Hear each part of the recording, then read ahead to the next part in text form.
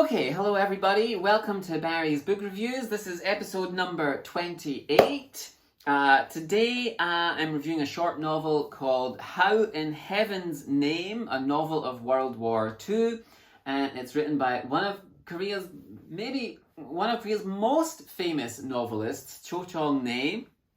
And it was translated by Bruce and Ju-Chan Fulton, who are, of course, very well-respected translators who have this long and very impressive career of translating novels and short story collections, and have really made this sort of huge contribution to translated Korean literature. And this is the first translation by Bruce and Ju-Chan Fulton I've reviewed on the channel, but I've got lots more of their translations to review in future. But they're fantastic translators. And like I said, Cho Chongnae is one of Korea's most famous novelists. Apparently his books have sold more than 10 million copies. He's won lots of the country's most prestigious literary awards. And he's an older gentleman now. He must be well into his 70s. But he's been a prolific writer for most of his life. He has a very extensive body of work. And he's perhaps most famous for writing these huge multi-volume series about Korean history. And I think the first sort of series that he wrote, the sort of historical novels, but the first series that he wrote was called the Taebaek Mountain Range. And that covered the 5 years between after Korea was liberated from Japan at the end of World War II, and then the beginning of the Korean War in 1950. And then he wrote a series called harrowing, and that was set during the Japanese colonial period between 1910 and 1945.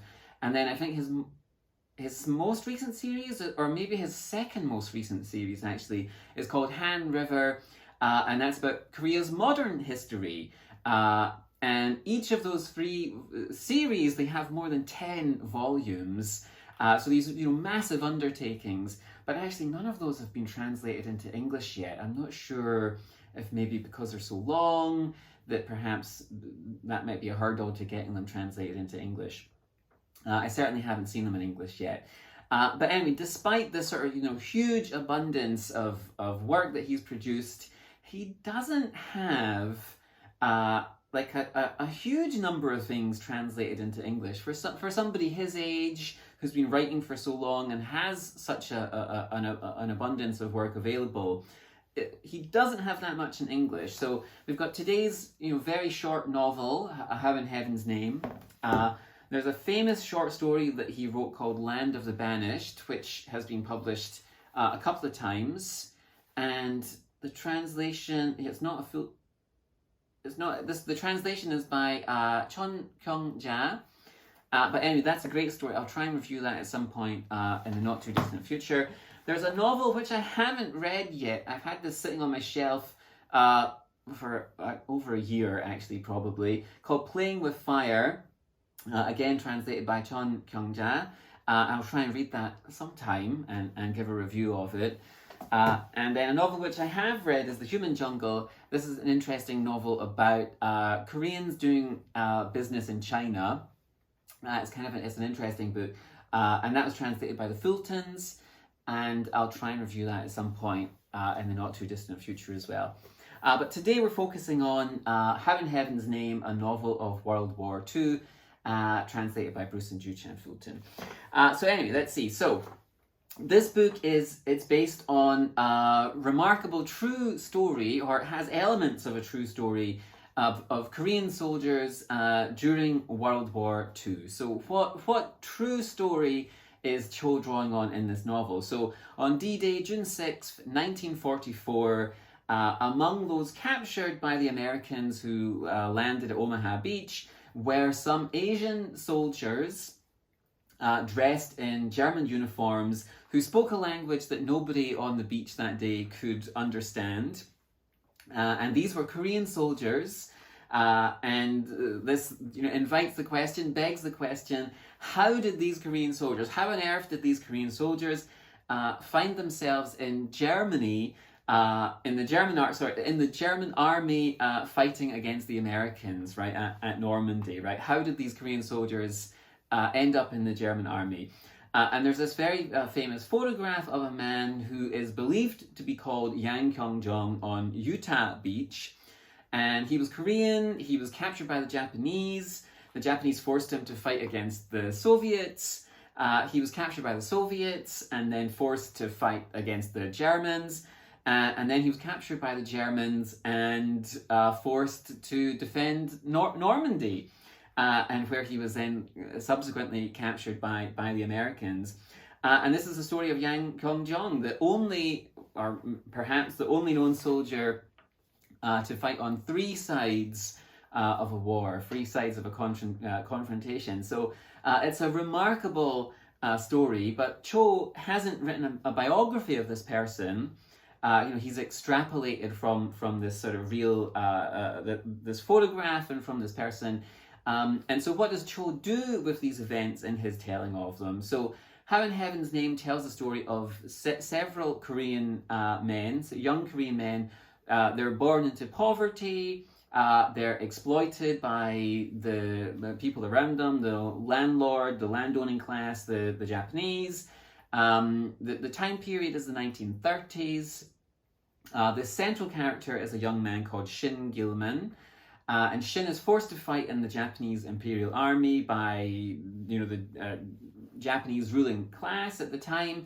They threaten his family's welfare, so he really has no choice but to fight in this confrontation that he really wants no part of. And so when we first meet him, he's in Manchuria and he's fighting against the Russian army.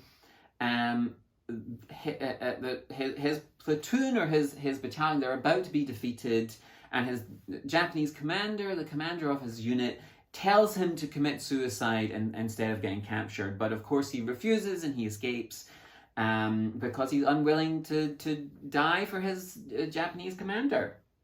And along with several other Korean soldiers who also escape, he's then captured by the Soviet army, and he's given the choice that he can either return to Japan or he can fight with the Russians. And that's how he ends up defending Moscow from the German army in 1942. After the battle for Moscow, he's captured by the Germans, and he's forced to work for another army. And the story, it's a remarkable story, and of course it's all the more remarkable for being based on true events. Let me just drink some tea quickly, excuse me. I apologize. Okay, so what are the concepts and themes that Cho is exploring in this novel about these young Korean soldiers who are swept along by history? So the story, I think we can look at the story, it's a microcosm of the uprooting, the dislocation that's characterized some parts of modern Korean and even East Asian history in general. So what Cho seems to be trying to do is sort of reveal the hidden effects and the untold stories of, these sort of small people who are swept up by these vast, globe-spanning geopolitical forces that are utterly beyond their control, right? And this is a perfect story to show that, right? The characters at the center of this story, they have no opportunity to control their destiny, right? It's forces that they wish nothing to do with, which kind of drag them along through the entire course of their life. And we see we sort of experience firsthand their hardships and their difficulties, the hunger, the cold, the hard conditions, the terrible work that they have to do, their fear, and we wonder how any of them managed to make it to the coast of France at all. I mean, some of these characters, they haven't even heard of France really, and they have no idea where it is, and no real awareness or interest in going there or being there.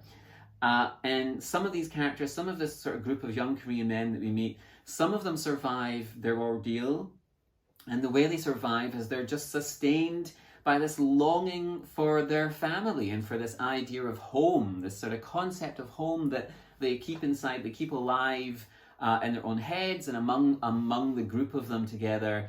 by talking about it and sharing stories, and they repeat these sort of folk sayings throughout the novel, and this one saying that they always say is the tiger can fetch you off a dozen times, but you'll always survive as long as you stay focused. So they just try and stay focused on this idea of home, that they might get to return to home at some point. So it really is a super interesting novel. It's exploring this almost unbelievable story, this episode in the history of Korean people, of these Korean soldiers who ended up in this unusual circumstance, and it really is a fantastic book.